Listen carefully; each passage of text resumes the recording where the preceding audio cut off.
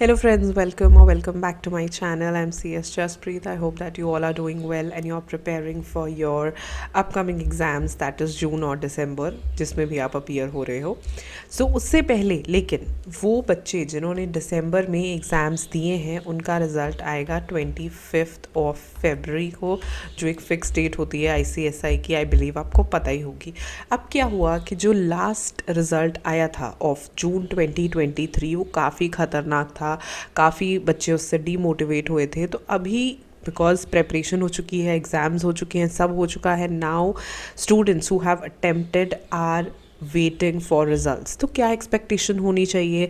क्या ICSI दोबारा वही करेगा जो पहले हुआ था? तो ये सारी चीज़ें एटलीस्ट जो बच्चे एग्ज़ाम दे चुके हैं उनके दिमाग में घूम रही है. तो इसके बारे में हम इस वीडियो में बात करेंगे. But before that I hope that you are already subscribe to the channel and hit the bell icon right next to it so that whenever I upload a video you get notified. And channel पे अगर आप जो भी देखना चाहते हो for June, for December 2024, please leave a comment below.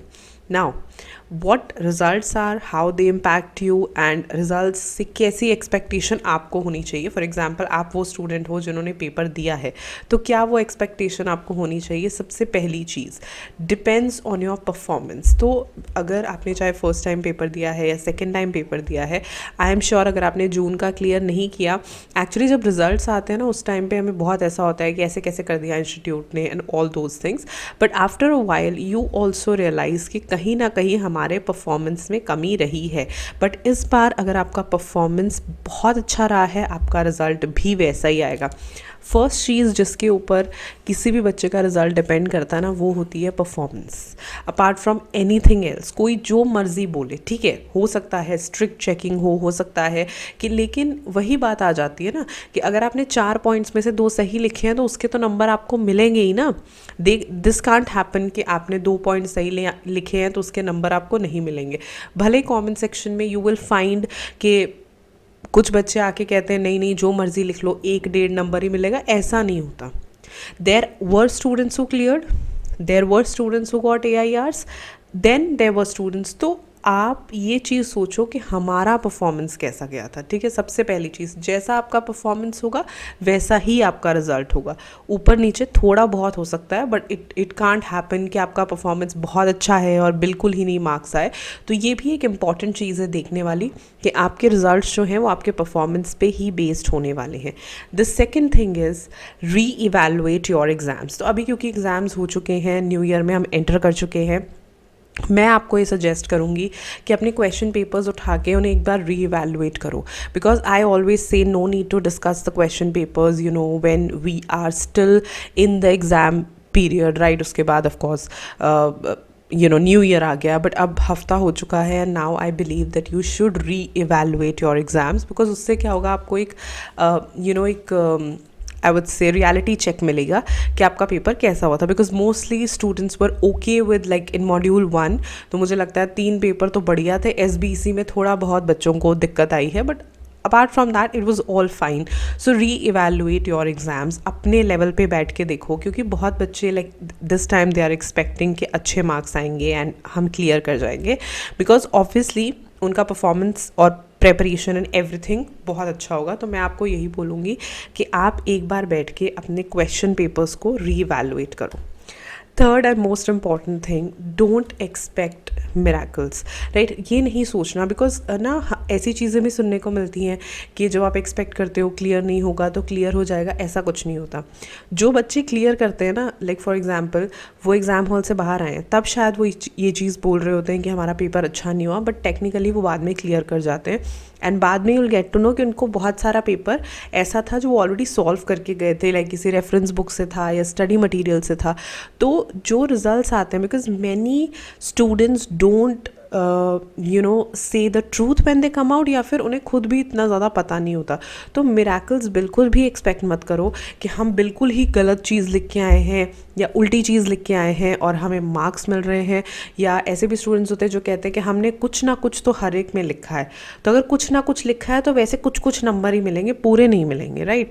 So miracles बिल्कुल भी एक्सपेक्ट नहीं करने. This is not the time कि हम ये सोचने बैठ रहे हैं कि नहीं शायद हम क्लियर हो जाएं, राइट. तो अगर ऐसा कुछ कुछ भी आपको डाउट है, रियलिटी चेक करो and you can still prepare for the next attempt, right. यही हमारी लास्ट वीडियो थी, 2 अटैम्प्ट्स हैं, 2 अपॉर्चुनिटीज़ हैं।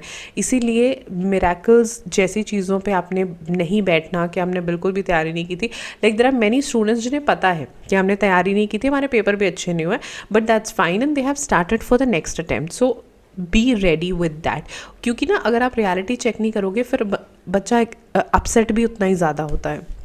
The next thing is of course you can pray but be ready for the worst। अगर आपका 50-50 chances है, because अगर आपको श्योरिटी है फिर तो आप नेक्स्ट अटैम्प्ट के लिए जो भी नेक्स्ट आपका मॉड्यूल है उसके लिए क्लियर करना स्टार्ट, उसके लिए पढ़ना स्टार्ट कर दो। लेकिन अगर आपको 50-50 चांसेस है then I would say to pray but be ready कि बाई चांस अगर नहीं हो पाता है तो मेरा प्लान भी क्या होने वाला है। And last thing I would से स्टार्ट फॉर जून 2024। लगता है नहीं क्लियर होगा तो सेम मॉड्यूल पढ़ो, लगता है क्लियर हो जाएगा तो नेक्स्ट मॉड्यूल पढ़ो। अगर पूरा का पूरा एग्जी क्लियर हो जाएगा तो प्रोफेशनल के लिए आई थिंक ट्रेनिंग का जो प्रोसेस है उसको देखो, प्रोफेशनल का प्रोसेस देखो। जो भी चीज़ है, जो भी जून में अब आपने करना है उसके लिए अपनी प्रेपरेशन स्टार्ट कर दो, because time will fly. We are sitting here today is 7th of January। Time का आपको पता भी नहीं चलेगा और हम जून में होंगे।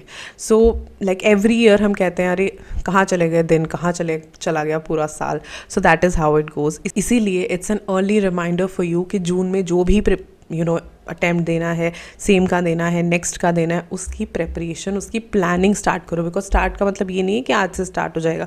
प्लान करोगे, देन प्रिपरेशन स्टार्ट करोगे, अपना माइंडसेट सेट करोगे, तो इससे रिलेटेड डेफिनेटली बहुत सारी वीडियोस आ रही हैं जून 2024 के लिए। क्या अप्रोच होनी चाहिए, क्या स्ट्रैटेजी होनी चाहिए।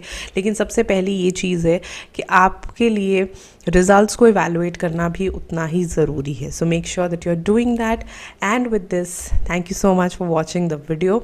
अब एक चीज़ है, रिज़ल्ट्स को लेके I always feel that you have to always set your mind set कि जो भी रिज़ल्ट आएगा we are ready for that. And 25 फरवरी भी बहुत दूर नहीं है, लेकिन इस 1.5 महीने को आप अच्छे से यूटिलाइज़ कर सकते हो। एटलीस्ट अपनी जो भी पढ़ाई है वो start for that। Definitely I'm coming up with the strategies for June 2024।